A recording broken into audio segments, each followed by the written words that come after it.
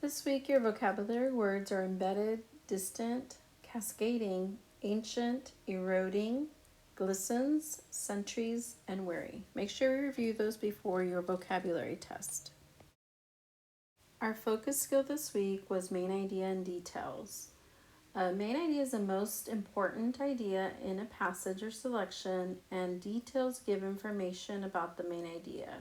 So the main idea is supported by details in the text, and the main idea may or may not directly be stated in the text. So to figure out an unstated main idea, ask yourself what most of the details in the text are about.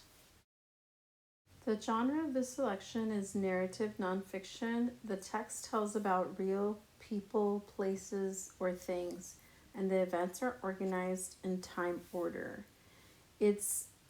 Nonfiction is like expository nonfiction because they both give facts and information about a subject. Here the author is describing to us what a storm is like in the peaks and valleys and trenches of the Grand Canyon. And they also tell us about all the people that come and see the Grand Canyon because it's a wonder of the world. According to this story, weather and erosion have helped form the sides of the Grand Canyon.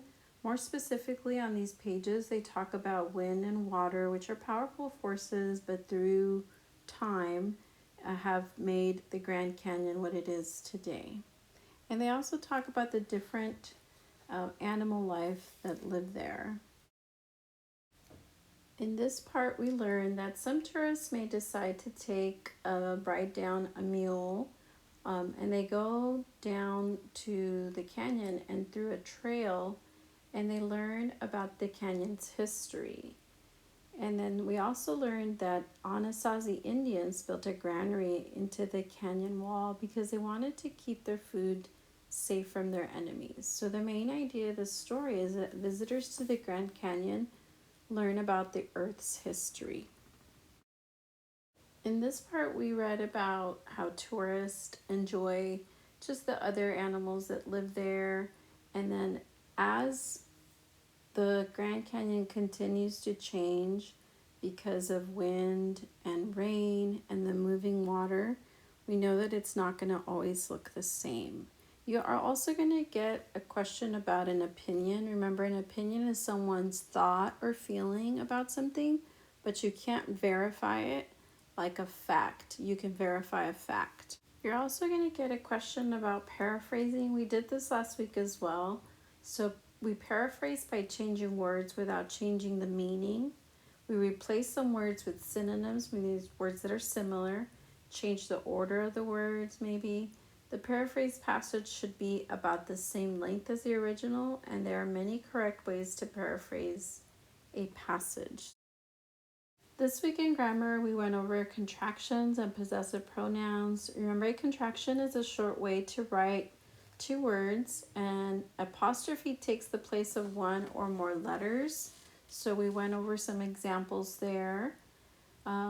And then possessive pronouns show ownership. Some possessive pronouns are similar to contractions.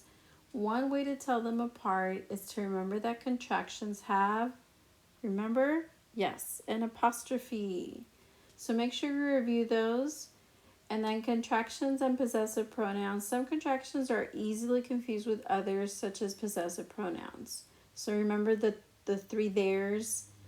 They, THEY apostrophe RE is a contraction of they are. Their, THEIR, means belonging to them. And their, THERE, means that place. And then its is a contraction for it is, that has an apostrophe, and then it's without an apostrophe means belonging to. And then we have whose with a contraction,